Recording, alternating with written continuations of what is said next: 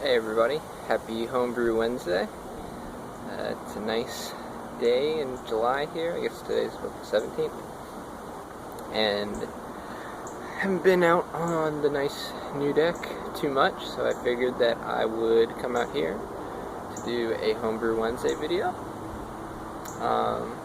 Hopefully the lighting is okay. I kinda can't see on my phone what I'm actually taking the video of, so that'll be interesting. Today I'm going to do another beer roulette from that same Cherry Blossom homebrew competition in DC that was held in March, I believe. So just, started off, I know we're homebrewers, we reuse bottles, that's great, recycling is awesome. But when you're going to enter a video in a competition, it's really appropriate to take the labels off first. Some competitions don't care, and they won't mark you off, or they won't, cancel your entry. But it's really not appropriate. If you knew someone who was judging the competition, you could tell them, hey, I put my bottles in, the Red Hook beer, or Red Hook bottles, so give that extra points or something like that. So it's not recommended. It's also, as much as I hate to say it as a BJCP judge, the appearance and presentation of your homebrew can make a big difference. One of the first things most judges do is they look at the bottle and they check it for the appropriate fill level. They check it to see if there's any junk around the ring, because that could be a potential sign of contamination. So you're trying to look for precursors of issues with the bottle. A lot of times, sometimes the bottle will be filled way up to the very top. There's like no headspace. Often that's someone who bottled off right off their keg. So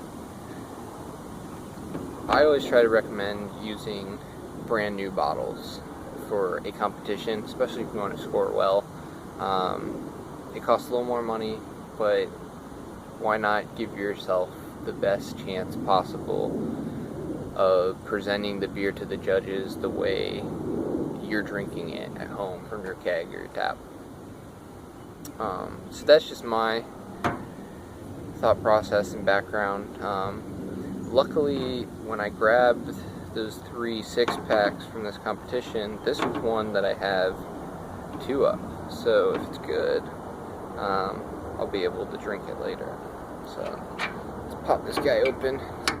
Nice and warm out here, so should be at a good temperature.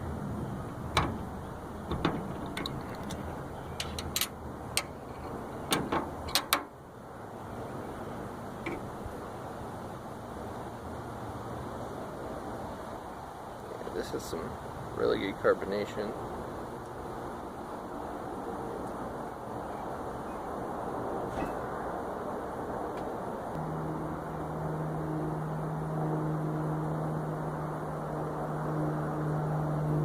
So this beer has, obviously it's dark.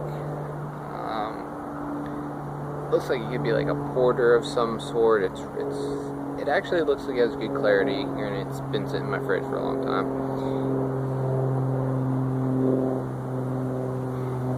The flavor, it's a little bit of like low roasted malt flavor, and there's some, I guess, a cheese character. It could be a phenol. It's like slightly spicy like licorice. But there's a lot of carbonation coming up off of it. It's good head. It's like light tan. Good retention.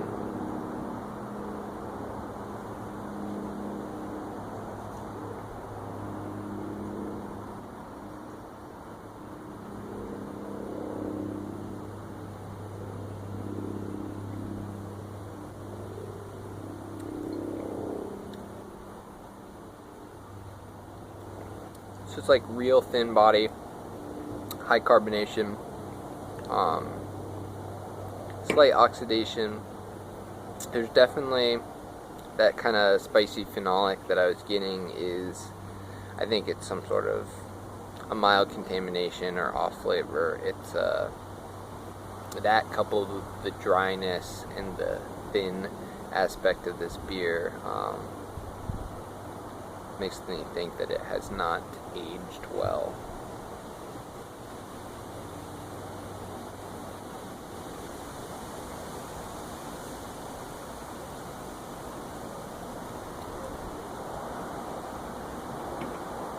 It's got like background notes of like a spicy hop. It's almost like a celery-like character.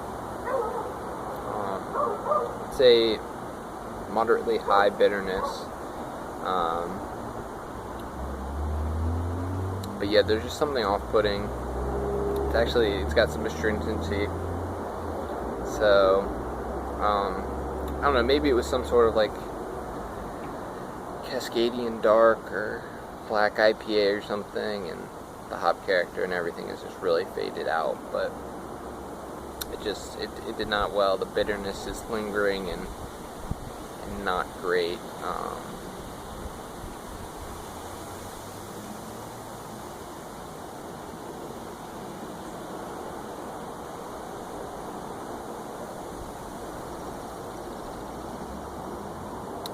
Really not much malt character, their backbone. Probably gonna stop drinking it. It's really not that pleasant. That's part of the gamble with when you save a beer like this for so long. It could have been great 6 months ago.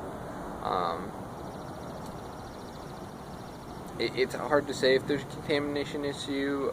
It didn't like gush out of the bottle, so if it is, it's slight. It's just beginning. But it's just a very dark, bitter beer with notes that are not pleasing and don't make you want to keep drinking it. Fortunately, I don't know the style and what it was supposed to be. I like to give it the benefit of the doubt, but there's kind of another aspect where you go back to that label and you're like, how much care did they take into sanitation and all that if they were entering a beer with that? So, I mean, it's not horrible, it's not undrinkable. I'd probably score it in the low 20s if I broke everything down. But, yeah, it's just not a beer I'd want to consume pints of. So, that's what you get with beer roulette. Sometimes you have really great beer. The last one was pretty good that we did a video for. Today, not so awesome, but it's just how it goes. So, it's not a whole lot else I wanted to get to today. I brewed up a beer that I did a video on last time, and I've been slacking. I dry hopped it 5 days after it was in the fermenter, and it's been like 12 days since I dry hopped it, so I had planned to keg it like a week ago and got lazy, so we know how that goes. But yeah, happy Homebrew Wednesday. Cheers.